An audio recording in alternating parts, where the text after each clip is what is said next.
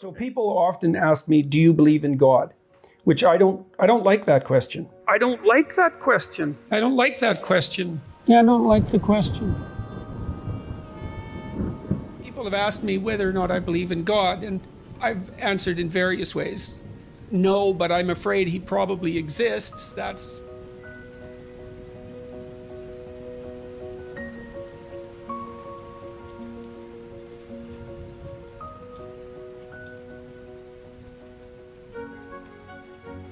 The traditions bind the community together. Now, I'm saying that, and I don't go to church, and the reason I don't go to church is because, well, it drives me crazy, to speak frankly. I haven't been able to sit in a situation like that ever since I was, well, ever, really.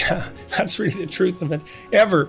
I'm not convinced that that's a good thing, because I do believe, and I've had good conversations about this with Jonathan Pageau, I do believe that communal return to the source of the community's ethics is actually a necessary thing. And maybe I'm atoning for my past sins by doing these biblical lectures at the moment, which is something that's communal.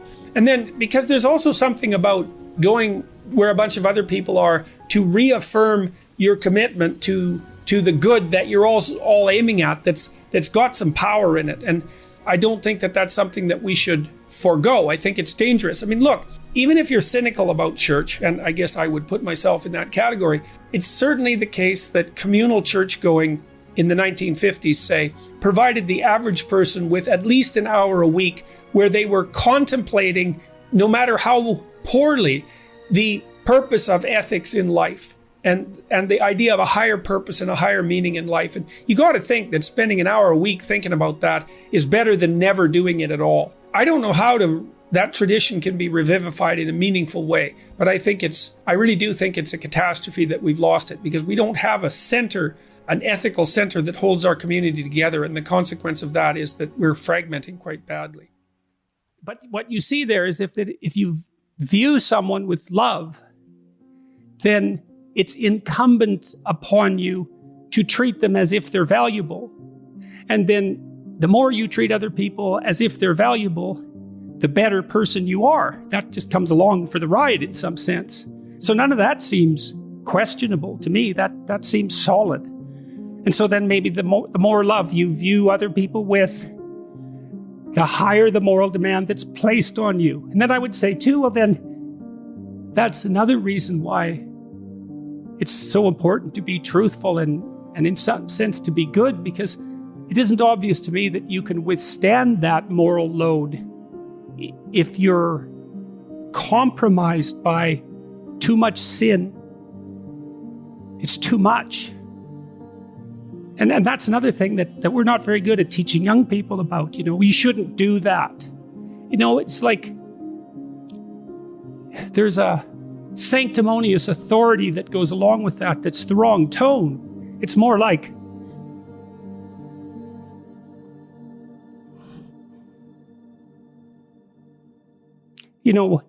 I don't know how you lay it out properly, but you tell people that you love how to avoid the road to hell. And you don't do that because you're shaking your finger at them or because you're a moral authority. You do it because you don't want them to burn. And I think there's too much of the moral authority still in the church and not enough of the love that helps people avoid the fire. Tammy, my wife, has always taken the idea of truth very seriously. Her recent brush with death has deepened her religious sense and impelled her towards a life that's more consciously focused on service to others, her family in particular, but not only her family, people beyond the family. And I also think that's a function to some degree of our stage of life. She's a grandmother now, and her children are grown and able to take care of themselves, and so she can turn her attention to other people, maybe farther afield from the immediate family. I'm watching what she's doing and listening to her and watching her practical application of her faith, and that affects me just as everything she does affects me, because I watch what she does and take it seriously. her recent actions have indicated she's helped a number of people quite substantially, the group that she's been communicating with, and all of that's very interesting to me. She's showing me, I've taken the idea of God seriously for a very long time, and I've said on multiple occasions that I try to act as though God exists, and that's essentially my definition of belief. When people say, do you believe in God? Belief is a multidimensional word, and one question is, well, what do you mean by believe? And for me, the proof of belief is to be found in action. And I decided that I would act as if God existed a long while back. And of course, I'm imperfect in that, inevitably. Now, she's doing that more explicitly as well.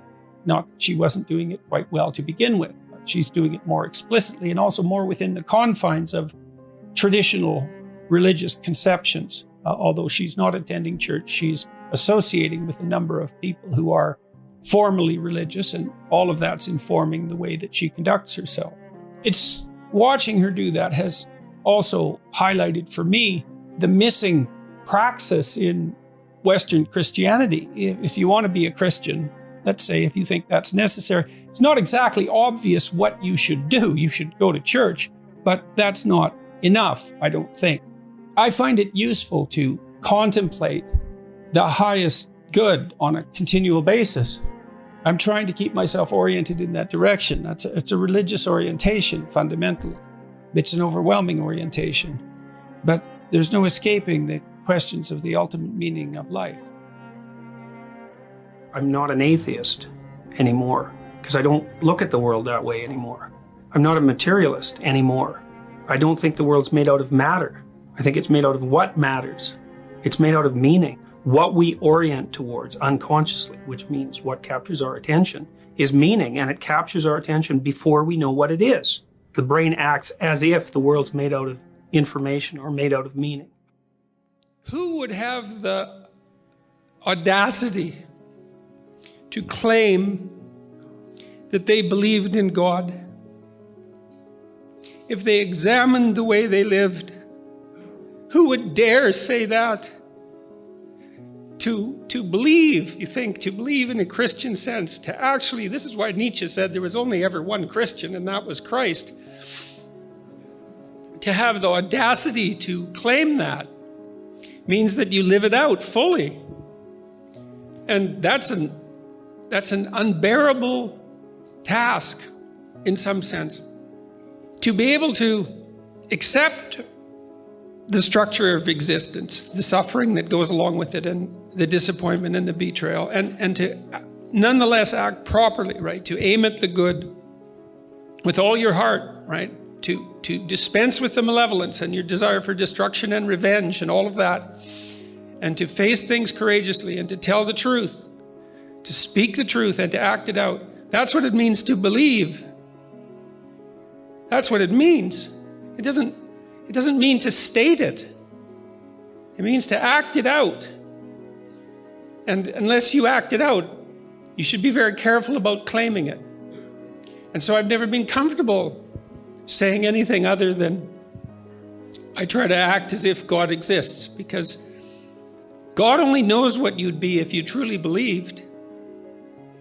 If you think about it in some sense, that's the central idea in Christianity, is that if you were capable of believing, it would be a transfiguring event, a truly transfiguring event. And I know people experience that to one degree or another, but we have no idea what the limit of that is. And we have no idea what the possibility is within each person if they lived a life that was maximally courageous and maximally truthful.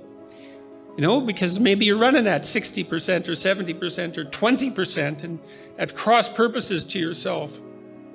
God only knows what you'd be if you believed. And so,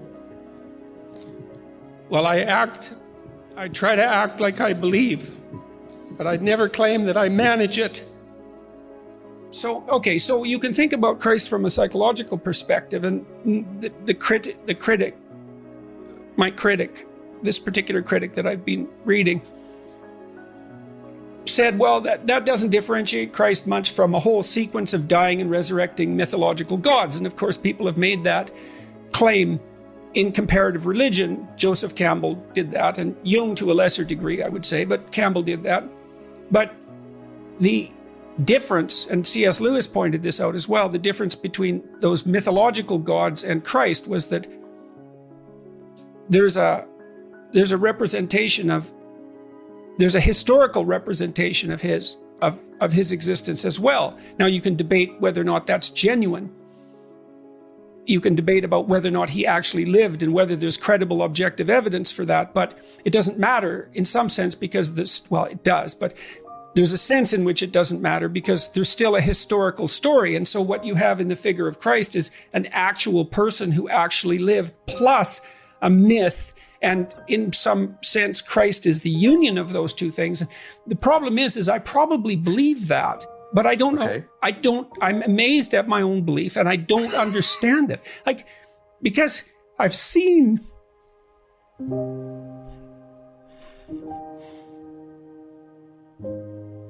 sometimes the objective world and the narrative world touch.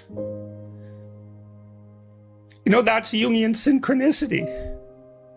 Yeah. And I've seen that many times in my own life. And so in some sense, I believe it's undeniable. You know, we have a narrative sense of the world. For me, that's been the world of morality. That's the world that tells us how to act. It's real. Like, we treat it like it's real. It's not the objective world. But the narrative and the objective world touch. And the ultimate example of that, in principle, is supposed to be Christ. But I don't know what to, that seems to me oddly plausible, but I still don't know what to make of it. It's partly because it's too terrifying a reality to fully believe. I don't even know what would happen to you if you fully believed it. But are you a prophet? See, to say yes or no, I have to think about how I might be conceptualized. How what I'm doing might be conceptualized. No, I think I see myself as a psychologist, and fundamentally, I am a psychologist. I'm a behavioral psychologist, and I got very interested in psychoanalytic thinking, especially the Jungian variants, and I'm a professor, and I'm doing that, you know, on a much larger stage, let's say, but that's really what I'm doing. And so it's a combination of those two things, and I speak about religious matters, but I don't see myself as a religious leader. I don't want to make that.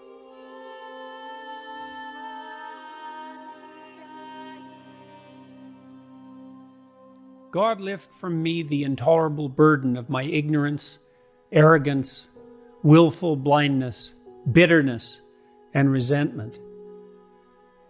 As I pray that others rise above the same faults and temptations.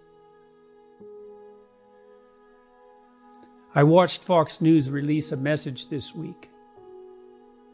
There are terrible things afoot under the surface of our society, and the perpetrators are coming for you and coming for us.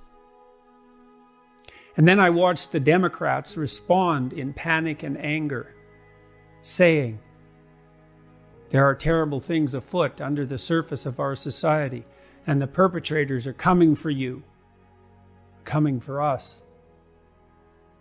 Are there terrible things afoot, bubbling under the surface? Is something coming for you and for us? Ask yourself how true that is of yourself and your own life. Have you addressed all that? Are you concerning yourself with the dust in your enemy's eyes instead of attending to the filth that obscures your own sight? Do we want accusation, suspicion, discord, derision, and hatred? Or the peace and prosperity and happiness that beckons to us at this moment like never before? Who's the enemy here? Is it the basket of deplorables? Is it the freaks and the queers? Is it the plumbers and carpenters and tradesmen and managers who work honestly and diligently during the day, and the soldiers who stalwartly defend the borders and protect us? Is it the artists and visionaries whose expressions of unbridled creativity entertain and rejuvenate us, and who continually offer to us an unending panoply of technological miracle?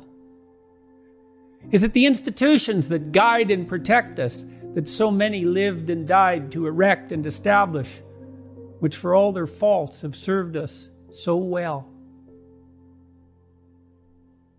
Do we want revenge or justice? Do we want contempt or mercy? Do we want war or peace? And what are you aiming at in your heart of hearts? I see even the best of men degenerating into the exchange of blows. I see even the best of men identifying the enemy in our neighbors and friends. I see even the best of men falling prey to cowardice and self-righteous anger. It needs to stop. I need to stop. You need to stop before it's too late. Who is the enemy here? The snake in your heart? The lies on your tongue? The arrogance of your intellect? The cowardice of our refusal to see? The enemy is that which divides to sow discord. The enemy is the pride and the fear that stops us from lending a hand across the divide. The enemy is the great and eternal adversary of mankind. And if we demonize our brothers, our comrades in arms, do we not precisely call that dread spirit forth? Have we not yet learned? Courage, trust, truth, love, even unto your enemy, which is yourself. God, forgive us our trespasses as we forgive those who trespass against us. May what is highest guide our vision. May what is highest open our ears. May what is highest guide our tongues. And may we pray, fearful of the hell we could so easily and carelessly create, deliver us from evil. Shine a light into the corners of our dark hearts. For thine is the kingdom, the power and the glory, forever and ever. Amen.